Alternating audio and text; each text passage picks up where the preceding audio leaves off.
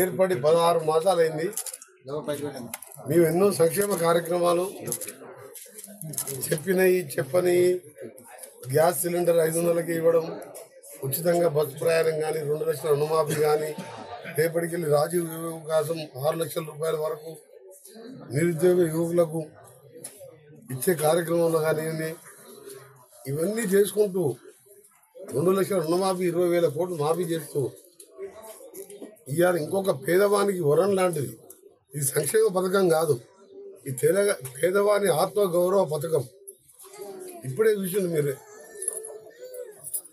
సన్న బియ్యం మా అరుణ ఇంట్లో ఆమె చేతి వంట తింటుంటే నిజంగా ఇవాళ కోటీశ్వరులు తినే అన్నం తింటున్నాం అంటే ఇది తెలంగాణ ప్రజాప్రభుత్వం. అంటే ఇది నిజమైన తెలంగాణ, పేదవాడు కళ్ళలు కన్న తెలంగాణ ఇది.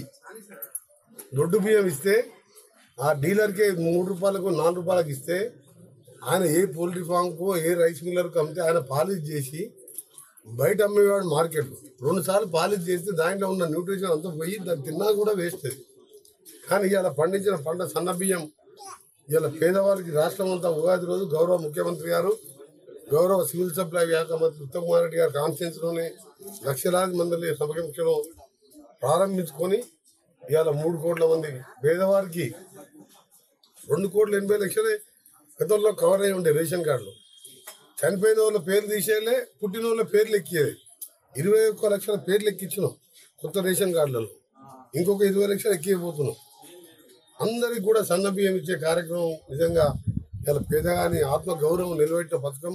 నాకైతే చాలా సంతోషంగా అనిపిస్తుంది. అన్ని పథకాలకు నా వెంటనే ఉన్న బ్రాహ్మణ విధాన ప్రాజెక్టు, గతంలో నేను మొదలుపెట్టిన ప్రాజెక్టు, ఆ తర్వాత వీరేశం గారు ఎమ్మెల్యే ఉన్నప్పుడు ఆయన టీఆర్ఎస్ పార్టీలో ఉన్న అసెంబ్లీలో మాట్లాడి చేసిన కొంచెం నత్తనడక పని నడిస్తే ఈ ముఖ్యమంత్రి గారు వెంటనే వచ్చి 100 కోట్లు రిలీజ్ చేసి దాదాపు ఇవాళ 10-20 ఊళ్ళల్లో చెరువులు నింపితే ఒక 10,000 ఎకరాలకు నీళ్ళు వచ్చినాయి. ఏదో ఎండిపోయే పరిస్థితి మాకు బోర్ వేస్తే 1000 ఫీట్లకు నీళ్ళు పడదు. అన్ని పథకాలు ఒక ఎత్తు, ఇవాళ సన్న బియ్యం పథకం ఒక ఎత్తు. నిజంగా తెలంగాణ వచ్చిన సంతోషం నాకు ఇవాళ అనిపిస్తుంది. ఈరోజు పేదవారి ఇంట్లో కూర్చొని మాట్లాడుకుని తింటుంటే, చిన్నతనంలో మేము కూడా గ్రామీణ ప్రాంతంలో అదే పరిస్థితిలో పెరిగినాం.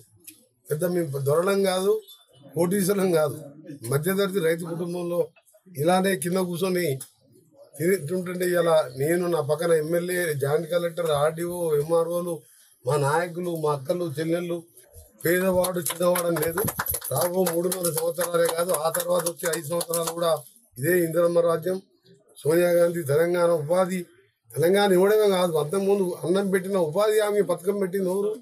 మన్మోహన్ సింగ్ గారి నాయకత్వంలో సోనియా గాంధీ, ఇందిరాగాంధీ లాగా ఆలోచించి ఇందిరమ్మ రాజ్యం రావాలి, ఊరికి 500 ఇల్లు కట్టాలి, పేదవాడు కనీసం ఉపవాసం ఉండకూడదని చట్టం రూపాయలు ఉపాధి హామీ తీసుకొస్తే వీళ్ళందరూ కూలిపోతే 200-300 వస్తున్నారు. అంతమంది ఈ పథకం లేదు, అది పథకం కాదు, చట్టం చేసినాం. అది 100 రోజుల పని చేయకపోతే ఆ అధికారి జైలుకు పోతాడు. అలాంటి పథకాలు పెట్టడం ఇవాళ తెలంగాణ ఇచ్చిన సోనియా గాంధీ గారి పుణ్యమాని ఇవాళ సన్న బియ్యం తింటున్నాం. ఇవాళ తప్పకుండా మీ అందరికి రాబో కాలంలో ఇల్లు కావాలన్నారు. స్థానిక ఎమ్మెల్యే గారు ఉన్నారు, సొంత ప్లాట్ ఉంటే వెంటనే మంజూరు చేస్తాం, లేనట్టయితే గవర్నమెంట్ భూముల దగ్గర అది తీసుకొని ప్లాట్ ఇచ్చి ఇందిరమ్మ ఇల్లు కూడా ఈ వారంలోనే పునాదులు పోయాలని చెప్పి నిన్ననే నిర్ణయించడం జరిగింది. ఏదేమున్నా సరే రేపు శ్రీరామనవమి పండుగ, శ్రీరాముని కళ్యాణం, తెల్లారి పట్టాభిషేకం. ఈ సమయంలో మేమంతా, నేను ఎమ్మెల్యే వచ్చి ఇక జేసీ గారితో మా అరుణ ఇంట్లో ఇలా భోజనం చేయడం సన్న బియ్యంతో చాలా నిర్మించింది. తప్పకుండా ఈ పథకమే కాదు, 6 గ్యారెంటీలుగా చెప్పని పథకాలు కూడా చేయబోతున్నాం. తప్పకుండా చేసి చూపిస్తాం.